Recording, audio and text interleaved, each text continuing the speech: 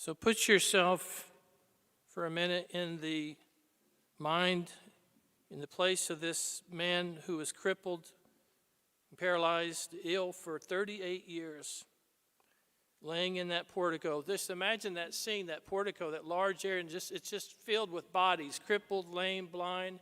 It's like a big infirmary. And they're all kind of waiting for this pool, which is stirred up every now and then. They believe that when that pool got stirred up, an angel of God was doing that. And if they could just get down there to that pool when it's stirred up, they'll be healed. And there were healings for that. But it's not the water. And sometimes the Jews got easily caught up in superstition. It's not the water that was healing them. Of course, the irony of this story is here's Jesus, who is the source of all living water spiritually, right? We don't need a pool that gets stirred up now and then, but here's Jesus. So put yourself in this man's mind for a minute. Have you ever felt stuck somewhere for a long time?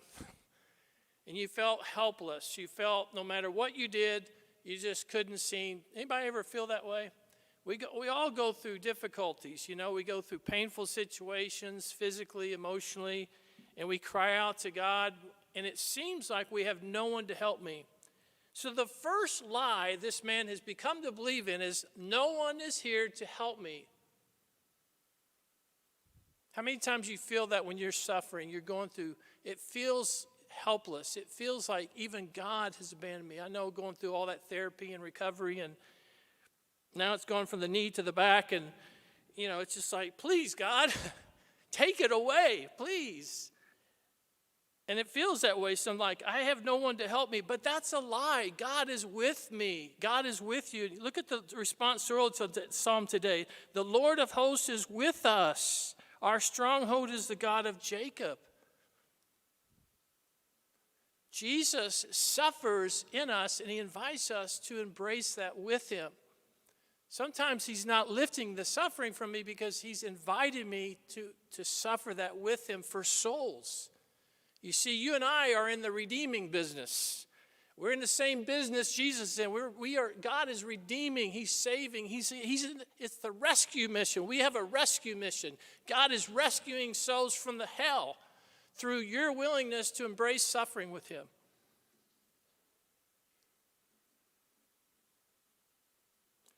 The other thing you hear from this man, you hear his self-pity. He's got his violin out. You feel sorry. If you ever do that, you're hurting, you start feeling sorry for yourself. Well, I have no one to help me, and I can't get down. And I love what Jesus does. Jesus just cuts to the chase. Rise, stand up, take your mat, and walk. Boom. You imagine the people watching that? They're like, who the heck is this guy? He's God in the flesh, in the person of Jesus. Sometimes I think of the story of Peter, when Peter was in that boat, and he told Jesus, if it's you, Lord, command me to come to you on the water. And what's Jesus say? Come, step out. You see, miracles don't happen until you and I are willing to take some risks. Faith releases miracles. The reason I really believe the reason we don't see miracles just as the norm, miracles should be the norm in our church, in our world today, not something we just see now and then at some little healing conference. Or the norm in the early church, the norm was miracles, healings. That was the norm in Jesus' life. He expected it because he knew who he was. You know, I looked up the word invalid because this man is an invalid. Invalid. If you look up the word, it means without authority, helpless. There's the lie. You're not a bunch of invalids. You have been given authority by the virtue of your baptism. But how many Catholics even know you have that authority regardless of how you feel? That's why Jesus is saying, rise. In other words, rise above your self-pity. Rise above the lies and the deceptions you believe in your head. Rise up above that. That's what he's saying. It's more than just physical healing. He wants us to rise up and quit feeling sorry for ourselves. Rise up And stop believing the lies that you're stuck, that you're helpless, that nobody cares about you, that no one's here to help you. That's a lie from the pits of hell. That's from Satan himself. And every time Israel went through suffering, all through salvation history, God allowed them to go through difficulties. Why? Because he was chastising them. He was purifying them because they became rebellious and they wouldn't listen. And they tried to take things in their own hands. And their captors would say to them, "Where is your God now?" You hear the mockery, the taunting. Where's your God now? If God loves you so much, why is he letting you go through hell right now? And that is the question we ask when we go through suffering sometimes. God, if you're such a loving God, and you're my Father, you're my Abba, you're my daddy, what daddy would let his son or daughter suffer? That's the question all humanity asks when it comes to suffering. But we can ask that about, he can ask that question, Father, if you love me, why are you letting me hang here? But did the Father leave him hanging there? Jesus chose to hang there. Jesus is God. He could have went, doot, doot, just floated down. He stayed there. And he's teaching us a lesson. Don't run from suffering. God is with you. Even when it feels like he's not, God is with you. You're not stuck. You're not helpless. You haven't been abandoned. Somebody does care about you, but turn to him. I remember one night going through recovery, I just trying to practice what I preach, right? Don't run from it. Just let yourself feel it and cry out to God. And just offer it to him. Lord, I don't understand why you won't take it away, but just I give it to you.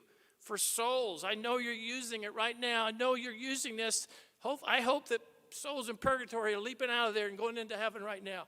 I know you're using it. St. Paul says we walk by faith, not by sight. That's what Paul's saying.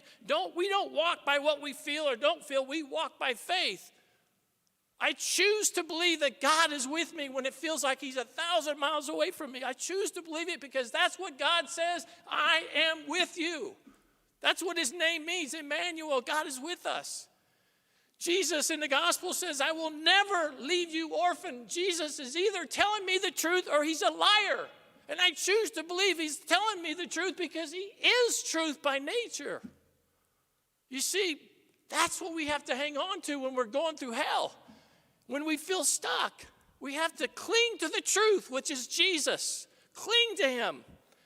And know that he's using your suffering to bring salvation to souls. You may never know who those people are. It might be some little lady over in China that's being saved because you're willing to embrace your circumstances with Jesus. Rise. That's what he's saying. Rise. Know who you are. You're not invalids. I've given you power. I've given you authority through your baptism. Rise. Take up your might and walk. Miracles happen when we're willing to step out of the boat. You're going to see miracles. Where is Jesus calling you to get out of your comfort zone, to take a risk? That's a great question to ask today. That's what I've been asking in my prayer today. Lord, where are you calling me to take a risk, to get out of my comfort zone? He was asking this man to take a risk. Why? Because it was the Sabbath. On the Sabbath, you're not supposed to carry your mat. You're not supposed to carry even a needle in your robe. Did you know that's how crazy the rules were? They made up all these rules. That's why they hated Jesus, because he was a rule breaker. He wasn't breaking the law. He was breaking their interpretation of the law. They made all these crazy rules that you can't even carry a needle on you. That's carrying a burden. And he was trying to show them that, yes, God rests on the Sabbath. He rests from creating, but he never rests. God's always working. But his work is the work of redemption. You see, so what he called this man to do was to take a risk. He's a Jew. This young man's a Jew. He knows the rules. You're not supposed to carry your mat. He says, it's like Jesus is saying to him, hey, if you want to walk, man, you got to get up, take that mat. Now, he could have easily said, I can't carry this mat. I'll get in trouble. He got in trouble, didn't he? And then when they say to, who told you to do that? Who told you to take up that mat? Oh, I don't know. Some guy over here with the long hair and the beard, he told me that. I don't. Then later on, he turns Jesus in. What a coward. Oh, Jesus, he's the guy. Go get him. He's the one who told me to do it. Isn't that what we do? We want to blame. That's why Jesus finds him later on and says, hey, don't sin anymore, or think worse things can happen to you. So where's God calling you right now, today, not tomorrow, not next week, today? Where's he calling you to step out in faith, to take some risk, to be willing to be persecuted, to be willing to be misunderstood, to be willing to be falsely accused? You see, when we really follow the commands of the Spirit, we're going to put ourselves in a place of suffering, of persecution. But that's where miracles happen. That's when miracles happen, when we're willing to step out of the boat and trust in Jesus. Please stand.